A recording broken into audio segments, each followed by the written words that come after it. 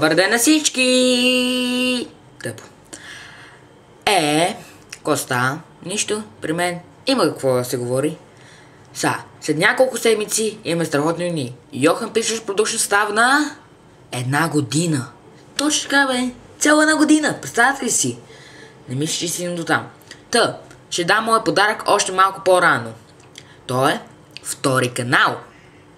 Точно така. На първия канал, Димитър, лесно се абонира за него. Там ще гледате всичките филми, които правим. А във втория канал, JPP2 се казва, или Johan PP2, лесно се намира. Той ще намираме всички екстри, които не са на JPP, т.е. зад кадър, новини и моят всекидневен влог. Нали? Влог казах, без блог. Влог. Всеки ден ще поствам по едно видео с новините на Johan Pictures Productions. Ако няма какво да се казва за новините, ще правя Twitter предизвикателства. Какво е това, се питате? Като аз кафем, ама не толкова селско. На Twitter предизвикателство на моя акаунт, кажете 13, направя го на 12. Там поствате каквито твитвате ваше предизвикателство. Каквото искате, моля да е. Си да не наранявам хора или себе си, или околната среда. Или да излизам гол навън. Си да забавно.